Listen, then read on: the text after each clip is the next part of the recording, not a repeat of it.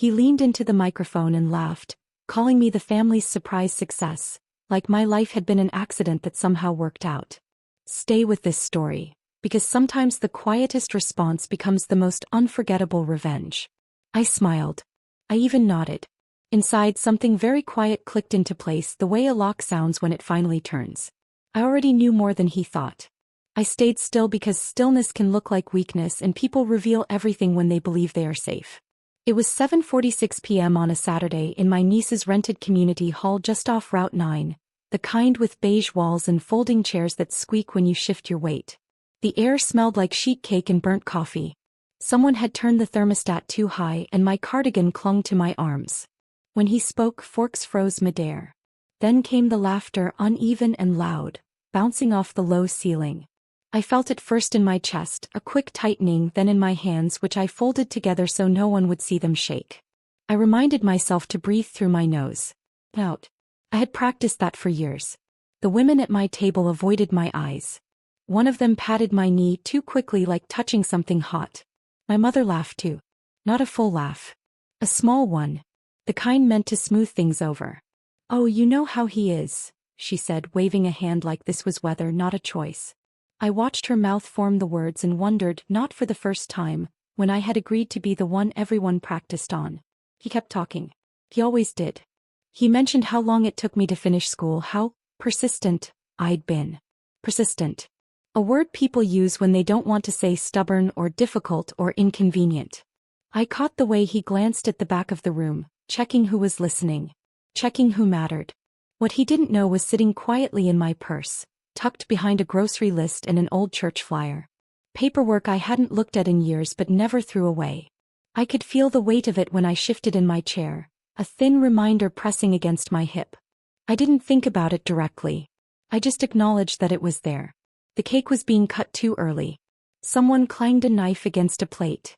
A child ran past my chair and clipped my ankle hard enough to sting. No one apologized. The room felt tilted, like a picture frame hung just a little crooked, enough to bother you if you noticed. I noticed everything. As I stood there, memories stacked up without asking permission. Years of being introduced last, explained away, corrected mid-sentence. I felt my age then, not as weakness but as weight, accumulated and solid. My knees ached from standing too long, yet I didn't sit. The noise returned in small bursts. Someone coughed. Someone whispered my name like a warning. I realized I wasn't afraid of losing their approval anymore. That knowledge settled deep, steady, and irreversible inside me. I adjusted my cardigan, lifted my chin, and waited, knowing patience had always been my sharpest, quietest weapon. He finally looked at me again, eyebrows raised, waiting for me to play my part. To laugh. To deflect. To save him from his own mouth. I stood up slowly, careful not to rush. The chair scraped loudly behind me, and the sound cut through the chatter more effectively than shouting would have. "I'm proud of my degree," I said. My voice surprised me. Steady. Clear. Older than it used to be. It wasn't a joke to me. The room quieted, not completely but enough. I could hear the hum of the lights overhead. He tilted his head, smiling, but his eyes hardened just a fraction. "Relax," he said. I was kidding. I stepped closer to the table where he stood, close enough that only he could hear me. I kept my smile in place because I knew how much it unnerved him. "I know," I said softly. "So was I." His smile faltered. Just for a second. Long enough for me to see it. And I carried that small crack with me as I walked back to my seat. The drive home afterward felt longer than usual, even though the roads were empty and familiar. Streetlights blurred past my windshield, each one humming faintly as I slowed at intersections. I kept the radio off. I wanted to hear my own thoughts, to make sure they were still mine. My hands rested steady on the steering wheel, but my shoulders ached, like I'd been holding them up all evening without noticing.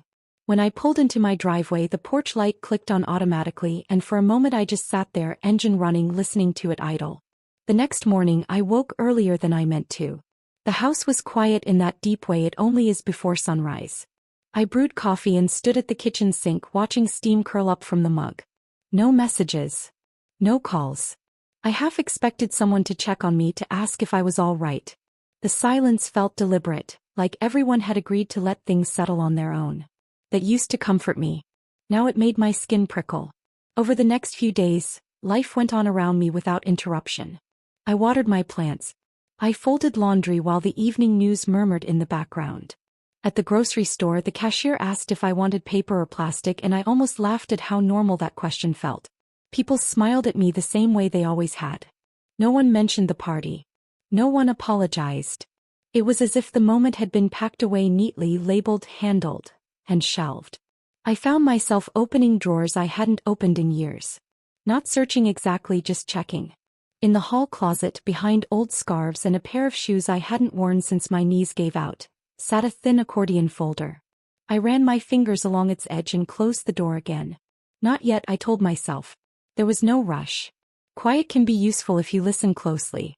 My brother called on the third day. His voice sounded light, almost cheerful. "Everything good?" he asked, like we were discussing the weather. I told him I was fine. It wasn't a lie. It just wasn't the whole truth. He talked about his plans, about things moving forward, about how busy he'd been. I made the right noises at the right times. When we hung up, I noticed my coffee had gone cold. That afternoon, I took a walk around the block. The air smelled like cut grass and hot pavement. A neighbor waved from across the street and I waved back. With each step, a strange clarity settled in. I wasn't angry in the way I used to be, sharp and scattered. This felt different. Focused. Like when you finally clean out a room and realize how much space there really is. At home, I sat at the dining table with a notepad and wrote down questions. Not accusations. Questions. Simple ones. Who was connected to what? Whose name appeared where? I didn't answer them yet. I just let them exist. That alone felt like progress. My mother stopped by later that week with leftovers. She hovered in the doorway, unsure. "You okay?" she asked finally. I told her I was tired. That was true too. She nodded, relieved, and launched into talk about church and neighbors. Before she left, she squeezed my arm and said, "You know he didn't mean anything by it." I watched her drive away and realized how long I'd been carrying other people's intentions for them. That night, sleep came easier than I expected. I dreamed of standing in a line that finally moved forward. When I woke, my back still hurt, my knees still creaked, but my mind felt settled. The quiet stretched on, unbroken and heavy, and I understood then that no one was worried because they thought the story was over. They were wrong. The quiet wasn't the end. It was the space before something shifted, the pause before weight transfers. And as I turned off the kitchen light and headed down the hall, I felt it clearly for the first time. I wasn't waiting anymore. And that realization followed me into the next morning like a steady companion rather than a threat. I got dressed slowly, choosing comfort over appearance, the way I had learned to do without apology. The house creaked as I moved through it, familiar sounds that grounded me. I made a list on the back of an envelope, not of what I felt but of what I needed to understand. Names. Dates. Small details that had once felt overwhelming now seemed manageable, even simple. I started with a phone call. Not to him. Never to him. I called a number I hadn't used in years, and when a woman answered, her voice calm and professional, I felt my shoulders loosen. We spoke in plain terms. I asked questions that sounded ordinary, even dull, and she answered without judgment. When we hung up, nothing dramatic had happened, yet everything felt different. Later, I drove across town to an office park I'd passed 100 times without noticing. The parking lot smelled like warm asphalt and motor oil. Inside, the air was too cold and the chairs were stiff, but the man who greeted me listened carefully. He didn't interrupt. He didn't rush me. When I finished, he nodded once and said, "You're allowed to change your mind." That sentence stayed with me longer than anything else he said. On the way home, I stopped for groceries and bought things I liked without checking anyone else's preferences. Soup I knew how to make. Bread that didn't hurt my stomach. At the checkout, my card slid through without trouble, and I noticed how much I'd taken that small security for granted. It made me careful, not afraid.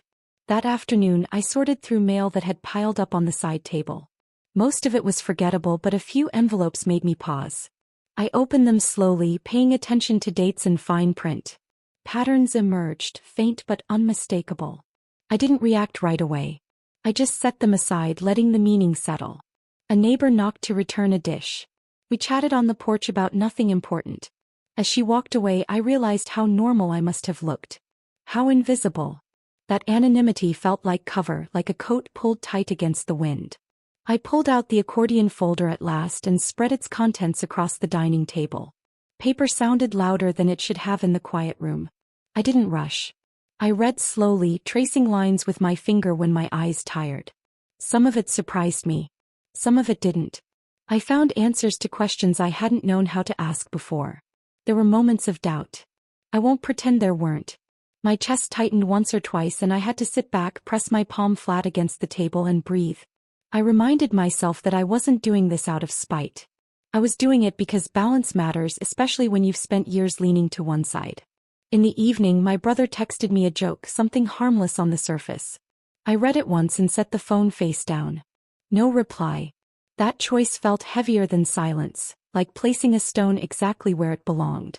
Before bed, I organized the papers into neat stacks and slid them back into the folder. I washed the mug I'd used all day and wiped the counter until it shone. Outside, a car passed, tires hissing on pavement. Ordinary life continued, unaware. As I turned off the lights, I felt a low, steady certainty settle in my body. I hadn't confronted him. I hadn't raised my voice or demanded understanding. I had done something quieter. I had shifted the ground just enough that what stood on it would have to adjust, whether it noticed yet or not. I lay in bed listening to the house settle, every sound familiar and earned. For once, my thoughts didn't circle. They lined up. I didn't know exactly how things would change, only that they already had. And that knowledge, quiet and firm, carried me into sleep without regret. I felt steady, alert, and present in myself. And that was how I was standing at the kitchen counter when the phone rang. It was early, the kind of morning where the light is thin and pale, not yet warm. I had just set my mug down and was reaching for the paper when the sound cut through the room. The screen lit up with his name. I didn't flinch. I didn't rush. I watched it ring, felt my heartbeat remain slow, and let it pass into silence. A moment later, the voicemail alert chimed, soft and almost polite. I sat down at the table instead of checking it. The chair felt solid under me. Outside, a delivery truck hissed to a stop, then moved on. The world kept its rhythm. That mattered to me. When I finally pressed play, his voice came through strained and hurried, missing its usual confidence. He spoke fast, words tumbling over each other, mentioning a call he'd just gotten, something about an account and a deadline. He ended with my name, said too many times like repetition might summon me faster. I didn't delete the message. I didn't save it either. I just let it sit there, unfinished business in digital form. 10 minutes later, another call came. I let that one go too. My hands were calm as I rinsed my mug and set it in the rack. I noticed a small crack in the tile near the sink I'd never repaired. I made a mental note to fix it. It felt important to keep track of small, real things.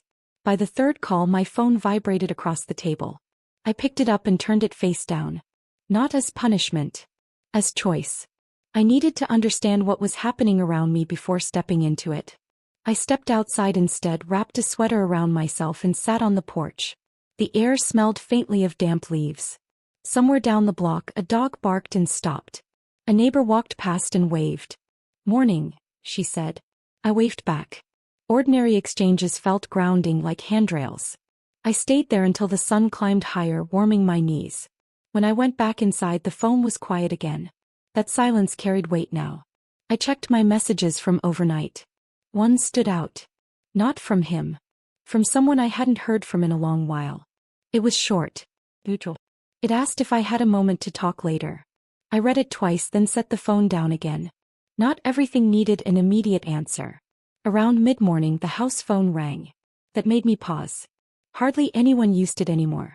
I picked it up on the third ring. A man introduced himself, polite but careful with his words. He didn't explain everything. He didn't need to. He asked a few questions. I answered honestly, sticking to facts. When we hung up, my fingers tingled, not with fear but with recognition. I realized then how many conversations had happened without me over the years. Decisions made with my name attached but my voice absent. This felt different. This felt like being seen not as an accessory but as a person who mattered to the outcome. My brother called again just before noon. I listened to the phone ring while I stood at the window watching a bird hop along the fence. When it stopped, I finally picked up. I didn't speak right away. Neither did he. The silence stretched, thick and unfamiliar. "What's going on?" he asked, his voice tight. "I'm listening," I said. That was all. He started explaining, backtracking, correcting himself mid-sentence. I let him talk. I learned things in the spaces between his words, in what he emphasized and what he avoided. When he finished, he waited, breath held. I need time, I said calmly. I'll call you back. I hung up before he could respond. My hands shook then just a little. I pressed them together until they steadied. The call had come just as it needed to. I hadn't answered it on his terms. And as I stood there in the quiet kitchen, sunlight filling the room, I understood that the ground beneath him was already shifting, whether he could feel it yet or not. And that understanding stayed with me as I set the phone down. I didn't call him back that day. Instead, I finished what I had started. I made one final visit, signed one last document, and asked one clear question that didn't require emotion to answer. The woman across the desk slid the papers toward me and said, "This completes it." Her voice was neutral, almost kind. When I stood up, my knees complained, but my chest felt light, like something heavy had finally been set down. The full picture came together quietly, the way truth often does. My name had been the support beam for years. My credit. My guarantees. My silence. Removing myself didn't destroy anything. It simply revealed what couldn't stand on its own. That mattered to me. I hadn't wanted chaos. I wanted clarity. My brother called again that evening. I answered this time. His voice was different now, careful and edged with something close to fear. "They're asking for things I don't have," he said. "They said you stepped away." "I did," I replied. I sat at the kitchen table, palms flat on the wood. "I told you I needed time." "You didn't say you'd do this," he said. "I didn't say I wouldn't," I answered. The words surprised us both. There was a pause. Then he tried a different tone. Apologetic. Familiar. He mentioned family. History. All the ways I'd always been there before. I listened until he ran out of breath. "I was there because I chose to be," I said gently. "This time I chose differently." The line went quiet. When he spoke again, it was smaller. "I didn't think you'd actually walk away." "I didn't either," I said and meant it. After that, things settled quickly. Not easily, but honestly. The calls slowed. The messages stopped. My mother came by once more, eyes tired, and asked if things could go back to how they were. I told her no. I told her they could only go forward. She didn't argue. She just nodded, like someone finally accepting the weather. Weeks passed. My days grew fuller in simple ways. Morning walks. Long lunches with friends who listened instead of advising. I fixed the cracked tile by the sink. I sorted through closets and gave away what no longer fit my life. Each small act felt like proof. One afternoon, I ran into my brother at the grocery store. He looked older. So did I. We stood near the produce, the air cool and smelling of apples. He opened his mouth, then closed it again. "I hope you're okay," he said finally. "I am," I replied. And I was. We didn't hug. We didn't fight. We simply nodded and went our separate ways. That was enough. That night, I sat on my porch as the sun went down, the sky streaked with soft colors. My body felt tired but steady. I thought about the woman I'd been for most of my life, always adjusting, always smoothing edges. I didn't judge her. She'd done the best she could with what she knew. But I knew more now. I hadn't won loudly. There were no cheers. No public apologies. No moment where everyone suddenly understood. What I gained was quieter and far more valuable. I gained my own footing. I gained sleep that came easily. I gained the freedom to stop explaining myself. As the light faded and the first stars appeared, I realized the truth that had taken me decades to learn. Walking away wasn't losing. It was choosing to arrive fully in my own life at last. And for the first time, I went inside feeling whole. If this story spoke to you, you're not alone. Subscribe for more real, emotional stories about strength, betrayal, and finding yourself again.